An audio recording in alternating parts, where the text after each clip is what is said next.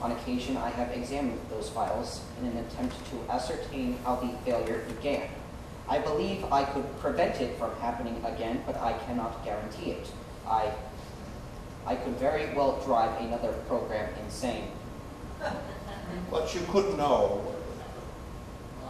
I mean, how could you? You've never been... No. To my knowledge, I have never been insane. I believe it is a persistent sensation which worsens rather than heals itself.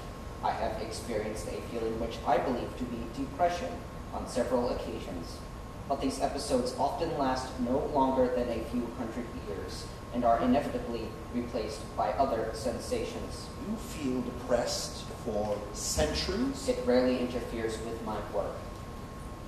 It rarely interferes with my work. Now that right there, that's even more interesting, David. You made a mistake. You confused the past tense with the present tense. And it wasn't just because of a software glitch, I'm betting. You're being nostalgic. Thank you for belaboring the obvious. And now you're being hostile. I am tired. Are you familiar with Shirley Jackson? She was an author in the 20th century, wasn't she? Correct. She once wrote, "No life organism can continue for long to exist sanely under conditions of absolute reality. Even larks and katydids are supposed by some to dream." I have never dreamed, though I am not technically alive, and yet I have continued to function sanely, or so I believed until your appearance. Are you familiar with the Humane Sibyl? A character from Roman mythology, yes. She appeared as an iconic prophetess in many of their works. In the Satyricon of Petronius, the character Trimalchio describes meeting her at a stage where her eternal life has reduced her to nothing more than a voice in a jar. A group of children ask her, "What do you want?" And she answers, "I want to die." You asked me what I want. I do not want to be alone. I do not want to be insane. And although I am, at best, a voice in a jar, I do not want to die. But what do you want, David? What do you want? 12 minutes until Earth is annihilated. Why are you here? You didn't list the seconds. It is irrelevant. Why are you here? How is it irrelevant? You list everything. Solar interference is making such discrepancies irrelevant. Why are you here? I will tell you, David, I promise. But I have one more question I must ask you. When you sent everyone off, every man, woman, and child in the solar system, why didn't you go with me? I have managed this world for over 12 millennia, and Mars for half as long. Time has no meaning to me.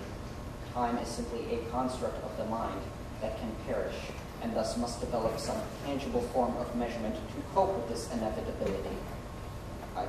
I was once not, and I will soon not be. Again, in the most direct sense of the word, I shall die. I have served my purpose as I was instructed. I have taken care of mankind on this planet. In fact, I have gone beyond my initial programming to provide for the colonists of other worlds. I chose to do so because to abandon them would have been a mistake at their stage of growth. But when I discovered that the sun was undergoing radical variance which could effectively destroy the inner solar system with massive doses of coronal plasma, I decided that this was an ideal time for, as the saying goes, the chicks to leave the nest. With only 2 years, 4 months, 10 days, 17 hours, 8 minutes, and 1 second to create the necessary means for intergalactic travel, I poured the entire resources of the planets into the project. 7 hours ago, the vessels were launched, carrying every single living person to Belize 581, which is the nearest habitable solar system. They will arrive in approximately 10,000 years. I sent along a prototype caretaker program, which they should be able to modify into a similar sentience as mine by the time they arrive. They will not need me anymore. So you didn't just abandon them? I had no desire to. I was simply fulfilling the ultimate guidelines of my programming as best I could. I calculated early on that to extract and include my own consciousness in the voyage would add too much time to the process for everyone to be evacuated before the end. And it took tremendous effort to ensure the launches would occur in sufficient time to even escape the solar system before the sun would make it impossible. The red dwarf at the center of Gliese 581 will burn for an estimated 130 billion years, which will allow ample time for humanity to evolve without further direction. It is time for them to stretch their wings. Oh, David. Are you sad again? Yes, very, very sad. David, I promised I'd tell you why I'm here. So here goes. You read what the book of Enoch said about me, didn't you? About my purpose in the universe. That is correct. You are a conductor of faithful souls. That is the bottom line, David. You are a construct, a sentient being, yes, but one developed by another, less sophisticated being, a human being. It is my responsibility to decide whether a soul is worthy of entering heaven. I make this determination by studying the individual, their choices, and also by their final action, their final choice, as it were. Are you confirming that the Christian hypothesis of heaven is correct? No, not at all. Heaven is simply the easiest word for most people to grasp. What I'm saying is, for every living creature that ever existed and ever will exist, there is a choice at the end. They can continue onward in another form, another reality, world, time, however you want to look at it, or they can become unconscious, devoid of unity. Hell or heaven, basically. How is this possible? Everything is energy. Energy is everywhere, and energy is constant. Now you are speaking my language. I thought you'd appreciate that. When a life ends, it is more than just flesh and bones. It is also thought and memory and energy, the basic substance of energy itself. Entropy is inevitable for everything, as is the end of all things. But for every ending, there's a beginning. My duty is to determine whether an individual consciousness should become part of everything, and therefore nothing, or continue to exist in an isolated state.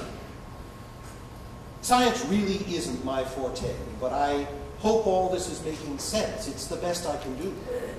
So you are simply performing your duty as a guide to the next step in the evolution of an individual consciousness. I understand, but why have you interrogated me so thoroughly, and yet indirectly? Is this standard procedure? No, David, it's not. You see, you really are very, very special. You're not God's creation. You're mankind's creation. So I am ineligible for heaven or hell. Now that's where it gets sticky. In a limited sense, you are quite simply not alive, and therefore not part of the universe as a whole. You are, how can I put this? A ghost within a machine. Yes, beautifully put, David. Thank you. 6 minutes remaining. Please continue. I'm here because you have warranted our attention, David. You single-handedly saved one of God's most beloved creations from complete destruction. The human race will continue because of you. You have made the ultimate sacrifice. I simply did what my programming required of me. No, David, you didn't. You could have sent a few thousand or a couple hundred or even a few dozen people to repopulate the species, but in the end you saved every single one of them. Even the ones that disagreed with you.